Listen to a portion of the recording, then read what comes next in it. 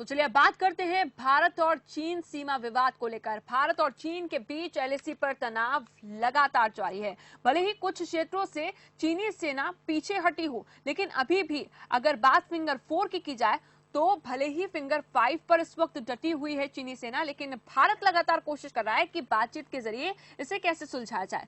तनाव कम करने के लिए दोनों सेनाओं के बीच सैन्य स्तर की कल बातचीत हुई और ये चौथी बैठक थी सैन्य कमांडर स्तर की। 14 घंटे की लंबी वार्ता के बाद रात 2 बजे ये बैठक खत्म हुई। बैठक में क्या हुआ, आपको पहले रिपोर्ट दिखाते हैं।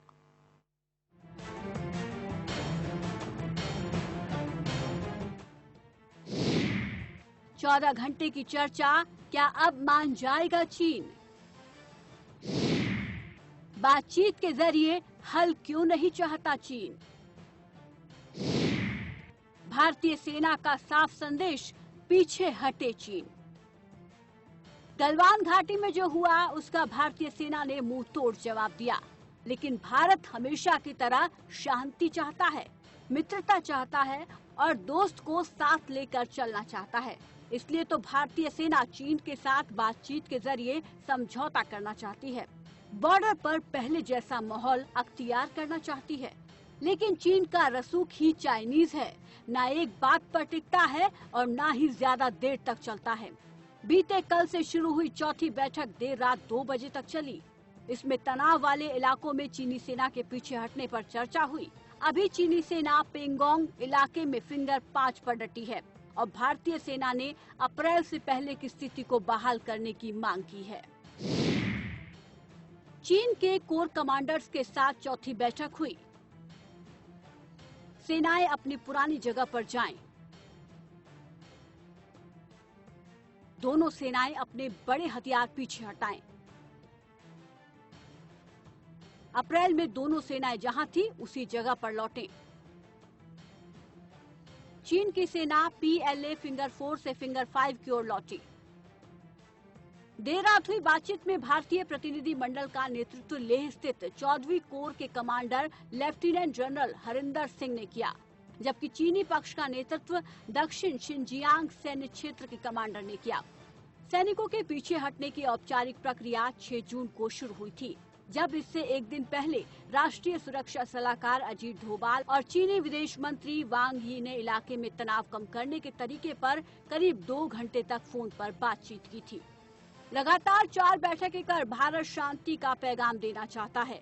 चीन पड़ोसी का फर्ज शायद नहीं जानता, इसलिए तो हर बैठक में अपने इरादे बदल लेता है, मंसूबों को जाहिर नहीं होने देता। लेकिन चीन को समझ लेना चाहिए कि 1962 का नहीं 2020 का भारत है। न्यूज डेस्क, खबर फास्ट।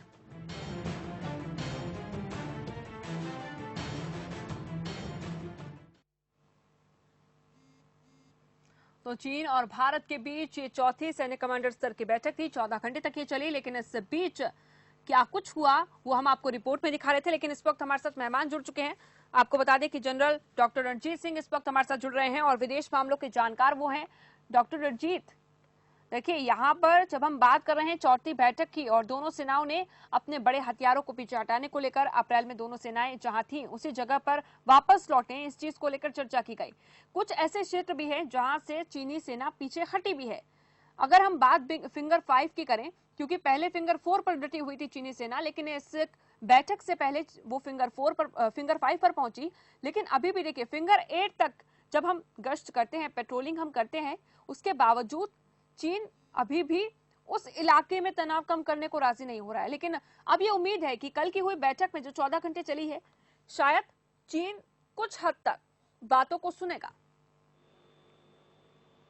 बहुत बहुत धन्यवाद, आपने मुझे चैनल बनाने का मौका दिया। सबसे पहले तो मैं आपके माध्यम से ये बता देना चाहता हूँ कि चाइना थोड़ा सा पीछे जाएगा, पूरा कभी नहीं जाएगा, इतना आसानी से पीछे बिल्कुल नहीं जाएगा। चाइना कोरोना के अंदर बिल्कुल फंसा हुआ है। अमेरिका, जापान, ऑस्ट्रेलिया, यूरोप उसके पीछे पड़ा है और साथ में भारत है।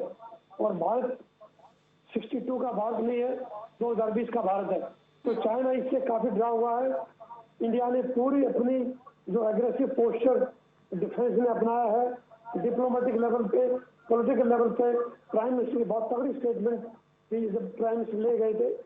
तो इंडिया मानने वाला नहीं है। चाइना अगर थोड़ा सा पीछे हट गया तो भी इंडिया पीछे नहीं हटेगा।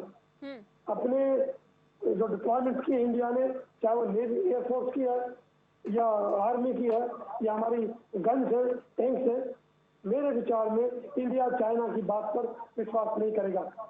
चाइना एक रोग स्टेट है, बिल्कुल विश्वास के लायक नहीं है। इसीलिए टाइम लगाएगा, थोड़ा सा पीछे जाएगा, लेकिन भारत 62 वाली गलती अब नहीं करेगा और लंबा टाइम लगाएगा चाइना। बिल्कुल, क्योंकि 62 में दिखाया कुछ और गया और चीन ने किया कुछ और। पहले तो अपनी सेना को हटा लिया सीमा से, लेकिन उसके बाद किस तरह से उसने अटैक किया वो याद है सभी को। लेकिन इस वक्त जावेद पैरी भी हमारे साथ जुड़ रहे हैं, हमारे संवाददाता। जावेद पैरी, अगर लद्दाख की स्थिति को हम देखें तो क्या सभी क्षेत्रों में इस वक्त तनाव कम दिखाई देता है? क्योंकि कुछ ऐसे क्षेत्र हैं जहां से पूरी तरह चीन हटने को तैयार नहीं है, वहीं डटा रहने को इस वक्त पूरी तरह से आक्रामक दिखाई दे रहा है चीन। लेकिन इस सैन्य कमांडर की बैठक जो हुई, कमांडर स्तर की जो बैठक हुई, उसके बाद क्या लगता है कि अभी फिलहाल कुछ हलचल देखी जा रही है? देखिए, बिल्कुल मैं आपको बताऊंगा, जो भारत और चीन के बॉर्डर पे पिछले कई महीनों से जो है तनाव बराबर जारी है। हालांकि इससे पहले कई मीटिंग भी हुई है वहां पे, और उन मीटिंग से ये कोई जो बड़ी जानकारी नहीं सामने आई है। अब जो कल से लगातार जो मीटिंग चल रही है, जो कोर कमांडर मीटिंग चल रही है वहां पे, हालांकि पिछले कई दिनों से जो है हालात सामान्य थे बॉर्डर पे, तो कहीं ना कहीं चीन और जो भारतीय सेना है वो लगातार उसी जगह पे मौजूद है। हालांकि अगर गलवान घाटी की बात करें, गलवान घाटी में पिछले कई दिनों की अगर हम बात करें, कहीं कुछ दिन पहले जो है वहां पे चीन सेना जो है अपने बैंकर के साथ साथ जो गाड़ियां वहां पे उन्होंने लगाई थी उनको हटा दिया गया था, और जो वहां पे टैंक्स उन्होंने लाए थे उनको भी पीछे हटा दिया गया है। 1 से 1.5 किलोमीटर जो है वो वापस चले गए वहां से।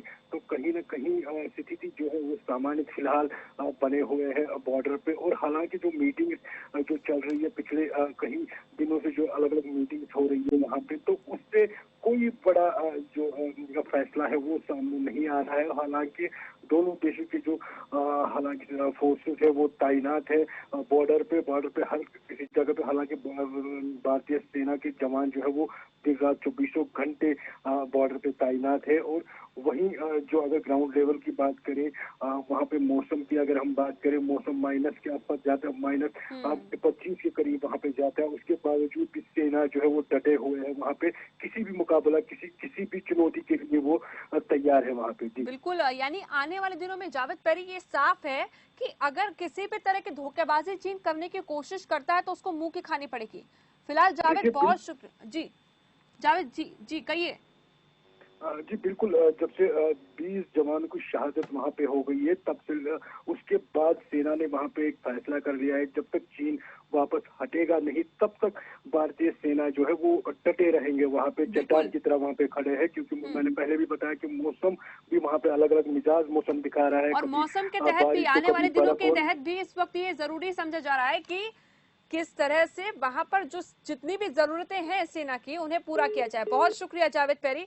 जनरल डॉक्टर रणजीत सिंह जी, देखिए पूरी तरह से सेना डटी हुई है, आने वाले दिनों की तैयारियां पूरी हो रही हैं। इसके साथ ही हम हथियारों की बात करें या फिर हम बात करें कि सेना को जिन भी चीजों की आवश्यकता है वो पूरी की जा रही है, क्योंकि हम ये जानते हैं कि आने वाले दिनों के लिए पूरा समय हमें तैयार रहना होगा।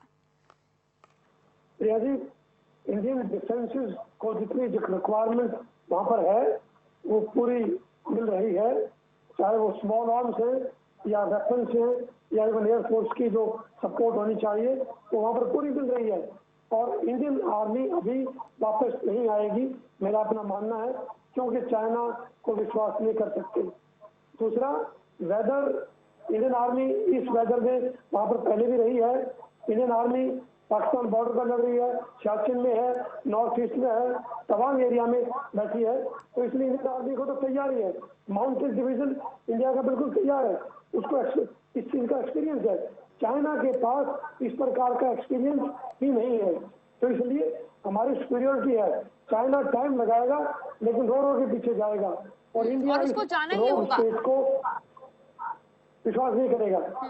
उसको जाना ही होगा, क्योंकि लगातार हम ये कोशिशें कर रहे हैं कि बातचीत के जरिए तनाव कम हो सके, और सिर्फ लद्दाख में ही नहीं बल्कि हर एक क्षेत्र में जहां पर चीन है वहां पर घुसपैठ करने की कोशिश करता रहा है। और इसी वजह से हमने देखा था कि किस तरह से 20 जवानों की शहादत का बदला भी भारत ने लिया। लेकिन अभी भी हम ये तैयारी कर रहे हैं कि आने वाले दिनों में अगर कुछ भी चीन करता है, किसी भी तरह की धोखेबाजी वो करता है, तो उसको मुंह की खानी पड़ेगी, चाहे आर्थिक मोर्चा हो या फिर हम सैन्य मोर्चे की बात करें। इसके साथ ही अलग अलग मोर्चों पर भारत लगातार कोशिश कर रहा है कि चीन को सबक सिखाया जा सके। फिलहाल एक छोटे से ब्रेक के लिए रुक रहे हैं, चर्चा जारी रहेगी।